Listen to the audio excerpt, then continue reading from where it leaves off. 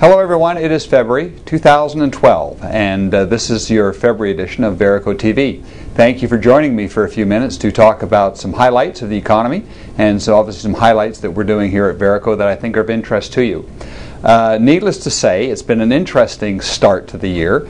Like you and myself and many others, we read the newspapers, we go to the business section, and we start to look at what's going on in the world around us. And so I kind of made a note of a few of these kind of highlighted items that seem to affect our thinking perhaps from time to time. Starting out, of course, the continuing challenges with Greece and the euro, what's happening in the European economy, and so that is cause for concern.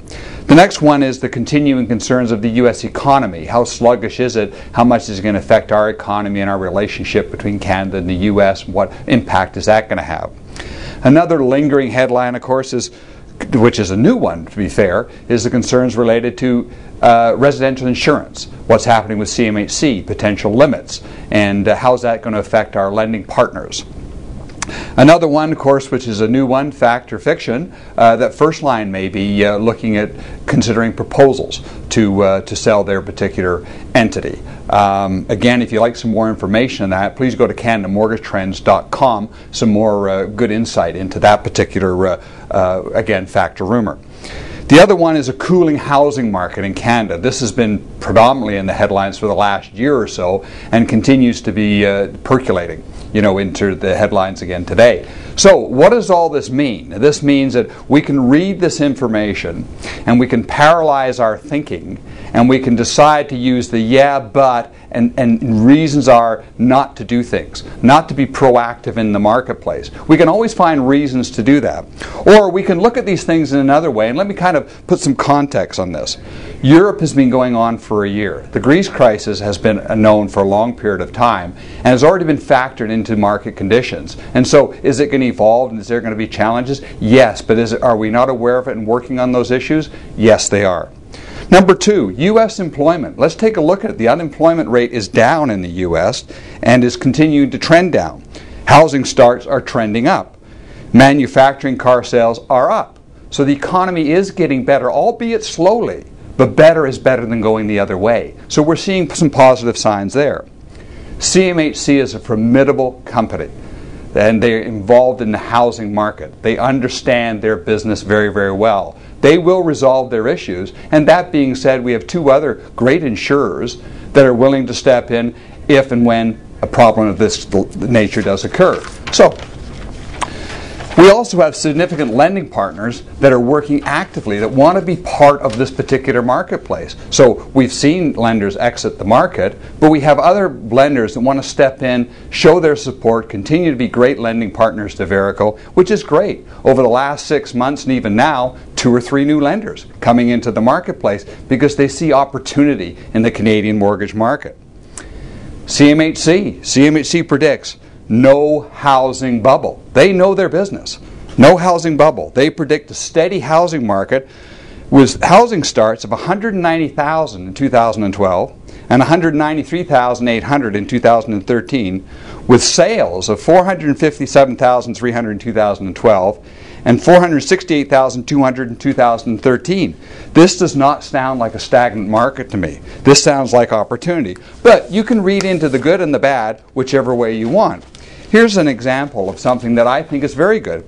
New survey out by CAMP. CAMP does a wonderful job with Will Dunning and Moritz in terms of surveys. Take a look at those when you have an opportunity. This latest one is impact of housing. Here's something that's interesting.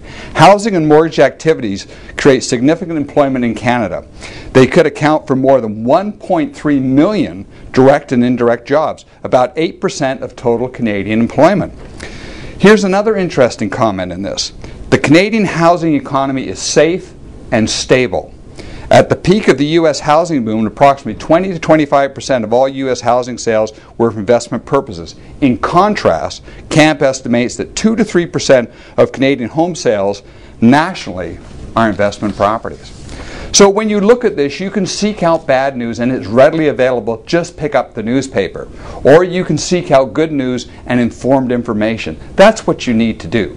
Don't let this kind of information paralyze you so it restricts you from taking advantage of the opportunities today. Now, I know clearly that the VERICO people already have decided which side of the ledger they're going to be on. They're going to be on the success side of the ledger. They're going to take advantage of opportunities. They're going to take this information and create new opportunities.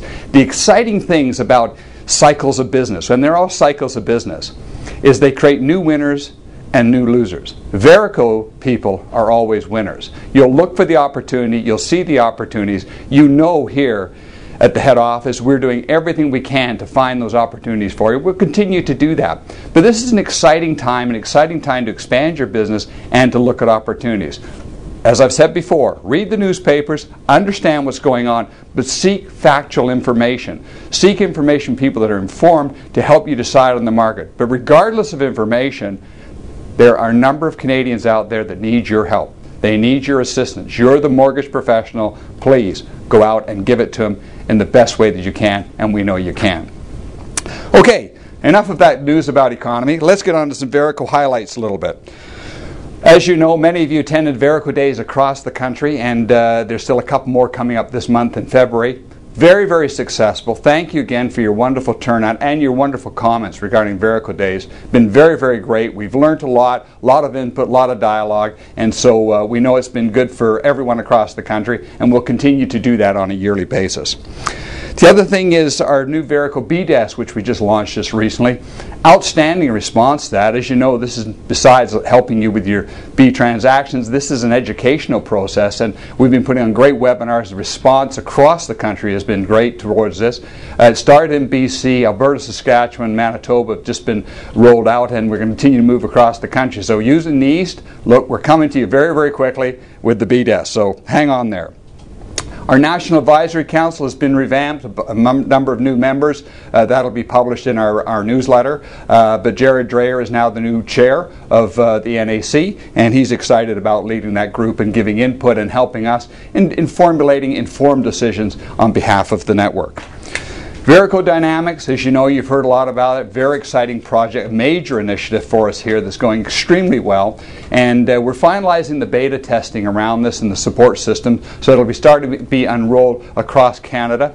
I want to give a big thank you to the beta test group. You guys have been great. You've worked with us, and as you know, when you're launching a new technology of this nature, you need a lot of help and input. And of course, Verico members, as usual, as always, which we really support, step up and make that happen for us. Thank you very, very much.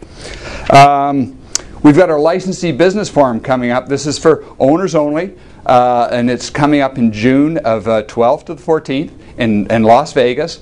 We're very excited about this program. We've got a very extensive program. This is really a checkpoint of where we're going to be at that point in 2012, how we continue to be effectively good for our business at the balance of 2012, and go into 2013 with a formulated plan and idea and concept how to continue our success. So if you haven't signed up for that, please do that now.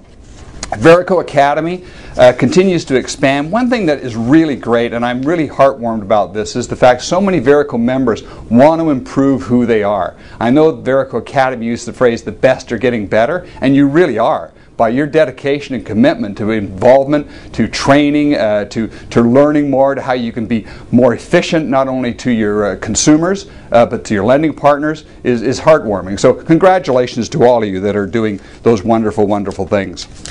I guess I got my notes here somewhere, but we've got a few new members we'd like to say hello to across the country. We're going to start out with Daniel Martel, Verico Gauthier Mortgage, very long time independent in Ottawa, and Dan and group, thank you very much. Look forward to working with you. A local person in Surrey, BC, Anissa Kamali, Verico AK Mortgages, also another independent that has decided to join the Verico network. Again, welcome to you.